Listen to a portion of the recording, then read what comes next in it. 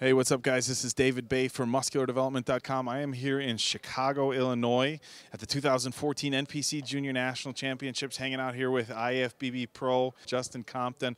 We're hanging out here at the gear booth just after prejudging wrapped up. Justin, I'm sure you've had this question thrown your way, but if I'm going to do an interview with Justin Compton, I have to ask. We've got the 50th anniversary of the Joe Weider Olympia coming up. Just found out it's going to be broadcast on NBC about a month after the show. It's not going to be live in a two-part special. Still a huge deal. So as far as the Olympia being, living up to what you'd expect from a 50th anniversary, it really looks like it's going to be that way. People want to know if Justin's going to be there. I haven't made a 100% definite decision on it, but everything's leaning towards it right now. I'm sitting in the mid 270s, so I feel like when the time does come, I'm within striking distance. My conditioning's still there, so we'll make the final call real soon. I'm kind of leaving. I don't want to leave anybody hanging on it, but I haven't fully committed. I haven't signed my contract to it yet, so we'll make the decision, make the announcement really soon on what we're going to do. All right. Well, if it counts for anything, Muscular Development's own Peter McGuff, Sean Ray, Dan Solomon on Pro Bodybuilding Weekly was talking with Chad Nichols and one of the head IFBB judges, Lee Thompson, and that's a pretty good crowd of people to be getting advice from, and they all said without a doubt they'd like to see Justin Compton at the Olympia. With this year's lineup, the top three is going to be real crowded with with Dennis Wolf and Kai Green and Phil Heath. People probably think in the top 4 or 5 is Sean Roden and Dexter Jackson, but we get outside of that, and that's I don't want to set any limits for you on going into the Olympia, but I think everybody's confident that in just your second year in the IFBB, you could probably run in there and crack the top 10, which would be incredible considering the lineup. But we'll give you some time. We'll let you tell the people whether that's going to be something you're doing. When you're comfortable with that. We talked a little bit earlier. There is a show that you do have kind of planned for sure coming up in the future. Talk to us about that. Being as I live about 2.5 hours away from Columbus, the Arnold is definitely going to be on the radar of next year, regardless of what happens this year. It would just be kind of me riding on over into it after the Olympia, if that's the case. Being as I live close, and this would be.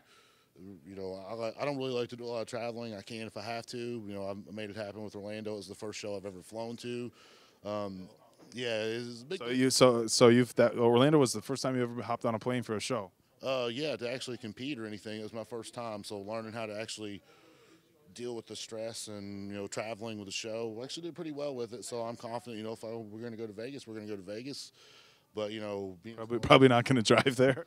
No, we're not driving from Kentucky to Vegas. I drove from Kentucky up here to Chicago. It was about 6.5 hours. It's about all I can handle on the road. Sitting in a car that long. It's not my first round up here. 2011, then 2013. So not exactly my first time in Chicago either. Yeah, I can imagine that sitting in a car, any car, for 6 hours, unless you got some kind of huge SUV or a bus, probably isn't the most comfortable. Just touching a little bit, you said you hadn't flown before. I know this is kind of a little bit off topic, but one of the things that I find pretty interesting that I didn't have much knowledge of is that guys talk about issues with water retention and certain things with flying. Is there any of that stuff that you noticed when you went to Orlando and did have to spend some time on a plane? Things that happened to your physique that you might not have taken into account? Not really in this case. When I flew to the Olympia last year, it was a direct 4-hour flight. I didn't have any issues. Flying to Orlando was only about 2 hours and 15 minutes. I didn't have any issues. But if I'm on a plane, if I got to catch layovers and, I'm actually gone 8 to 10 hours, I hold a little bit of water from that. But, obviously going to the Olympia with the press conferences and, the meet and greets, I would be there on, Wednesday before the show or maybe even Tuesday. So I wouldn't have any issues with that. By the next day I'd be cleared up. Not, but let's say you did decide you were going to do the Olympia. What type of time frame, with where you're at right now, do you need in as far as weeks of dieting to get ready for that show? How far can you push off your final decision before you say, hey, I need to start dieting now to be ready for the Olympia?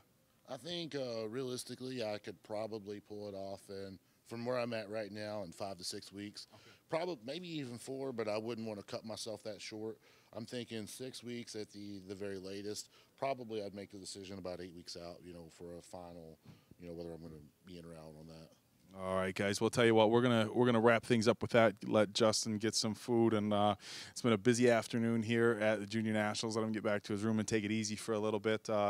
On behalf of everybody at musculardevelopment.com, thanks for taking time for the interview, and thanks to Gear Nutrition for sponsoring the show here. So we're going to wrap things up from Chicago, Illinois at the 2014 NPC Junior Nationals. This is David Baye with Justin Compton for musculardevelopment.com.